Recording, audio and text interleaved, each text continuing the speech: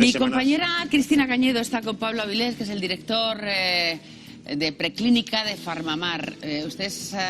Hola, Cristina, ya les hemos contado esta mañana que la plitidepsina es un fármaco que es casi 30 veces más potente que el único que se estaba utilizando hasta ahora para evitar que el remdesivir, para evitar que los enfermos que ya estaban empezando a tener gravedad fueran a la UCI o tuvieran una enfermedad mucho más grave. Le llaman ya, es el milagro español para el COVID. Cristina.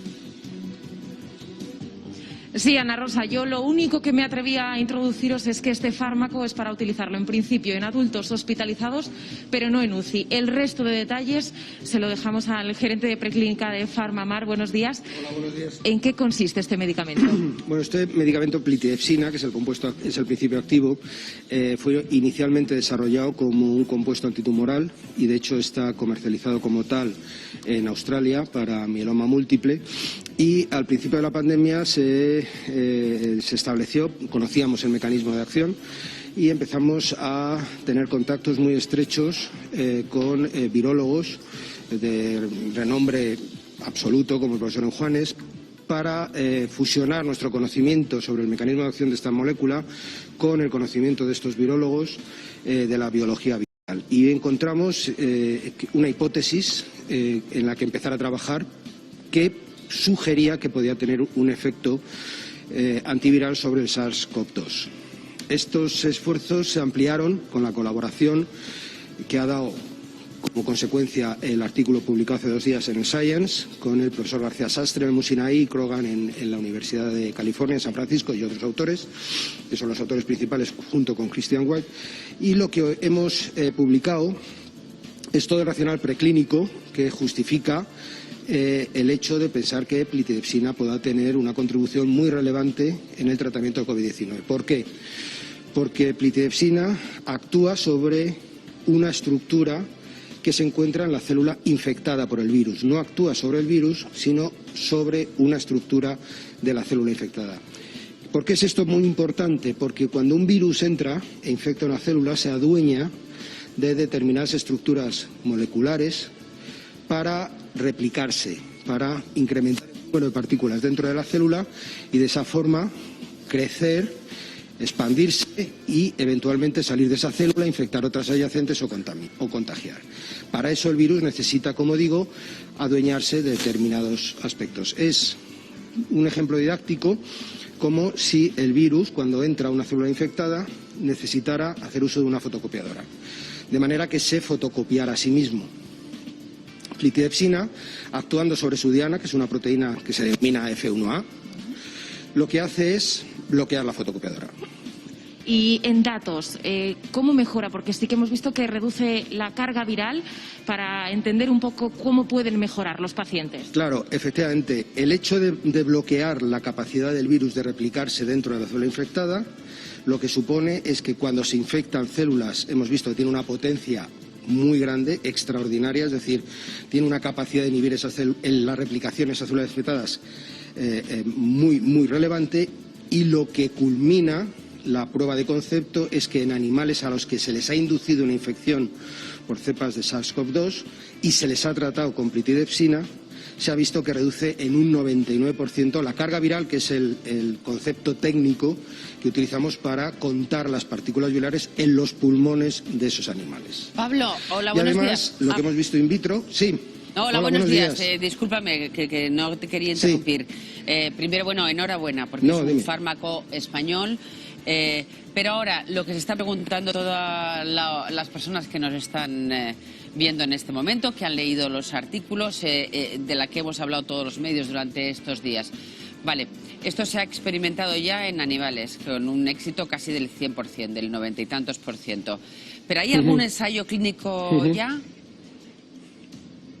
Sí. Hace unas semanas nosotros culminamos un ensayo clínico, un fase 2. La investigación clínica se divide en 3 fases por definición: fase 1, fase 2, fase 3. Nosotros presentamos hace unas semanas el resultado de un ensayo en fase 2 con pacientes con COVID-19, en lo que teníamos dos objetivos principales.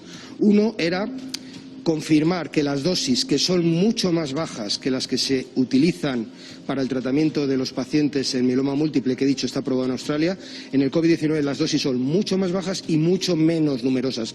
El esquema de administración, que es otro concepto técnico, es mucho más corto. Pero había que confirmar que, aun siendo dosis más bajas y esquemas más cortos, el producto era seguro en pacientes y se ha confirmado, es seguro, mediante la culminación de ese fase 2 que ha involucrado hospitales fundamentalmente en España, unos 13 hospitales, y han reclutado 45 pacientes. Y además, como un objetivo secundario, no por menos importante, sino porque se denomina técnicamente así, se ha visto que tiene actividad aún en un número pequeño de pacientes, 45. También son pequeños los pacientes que ingresan generalmente en las fases 2 clínicas. De manera que ahora lo que está haciendo nuestro departamento clínico, toda la compañía, puedo decir, con colaboraciones estrechísimas con diferentes autoridades sanitarias y con los infectólogos y los internistas que han colaborado en el ensayo clínico y que quieren colaborar en el ensayo clínico fase 3, están optimizando el diseño del fase 3. Y estamos intentando acortar lo más posible, con la ayuda de todos estos participantes, estamos optimizando los tiempos para que tan pronto como sea posible podamos iniciar ese fase 3, que eventualmente es el paso que hay que atravesar para confirmar plenamente lo que todos aquí pensamos que va a ser. Y es que todo ese periodo va a aportar... Yo sé que es muy difícil ponerle, sí, pero tenemos mucha ansiedad. Entonces, todo este proceso de fase 3, que es verdad que antes hubiera sido posiblemente mucho más largo, mucho más tedioso, pero ahora se van acortando todos. ¿Qué calculan que puede durar esa fase 3 y después la autorización para que pueda ser utilizado en los hospitales? Y no sé si también solo los hospitales. No, sería en principio uso hospitalario, porque son pacientes, como hemos dicho en la introducción, hospitalizados. Luego caben otras muchas aproximaciones a posteriori. Vamos a ver, yo entiendo la ansiedad, es lógico, estamos viviendo en un estado de ansiedad inducido por la pandemia, pero sinceramente, Ana Rosa, sería muy frívolo por mi parte dar una fecha. Lo que sí puedo decir es que, como digo, la compañía está trabajando 7 días a la semana, 24 horas, junto con las autoridades sanitarias involucradas y junto con los investigadores clínicos, para que esos tiempos sean lo menor posible. Lo menor posible es el único concepto que yo ahora mismo puedo manejar. Bueno, el compromiso de que la compañía está ahí. Director, otra cosa sería...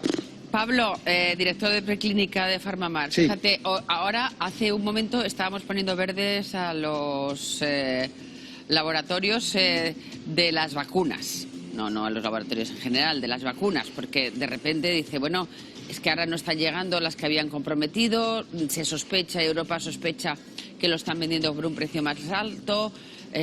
Don Pablo, estamos hablando de un laboratorio español, de una investigación española de la que estamos orgullosísimos. Ustedes se portarán bien si ya todo va sobre ruedas, ¿no? Ana Rosa, nosotros somos una compañía que ha demostrado durante 30 años una fiabilidad. Tenemos 3 medicamentos en el mundo del cáncer, del tratamiento del cáncer, que es un mundo muy complicado. Y por seguro que todos los aspectos de suministro, etcétera, están perfectamente cubiertos y asegurados en caso de que sea necesario, sin ninguna duda, con 100% de garantía. Muchísimas gracias, Pablo Avilés, gracias por estar con nosotros y enhorabuena de nuevo. Gracias, Ana Rosa. Estos avances que es que son fundamentales en este momento. Pero fijaos lo que ha dicho. Dice, teníamos este medicamento que se estaba utilizando para el cáncer en Australia. Empezamos a pensar que podía tener una utilidad para el COVID-19. Nos pusimos en contacto con los mejores virólogos. Pues eso es lo que se hace. Sí, eso es lo que se hace cuando uno tiene una pandemia, ponerse en contacto con los mejores. Bueno, yo creo que esto ha sido un ejemplo de lo que ha ocurrido en los últimos meses, del desarrollo de las vacunas y de estos fármacos que van más lentos, pero que evidentemente tienen que llegar. Ya sé por dónde ibas. Pero el tratamiento es que sería es tan bueno importante como la vacuna. Mejores, Es que esto si es eficaz, podría cortar cualquier desarrollo de una neumonía. Por lo tanto, las UCI se vaciarían. esto es... Por lo tanto, se acabaría el problema.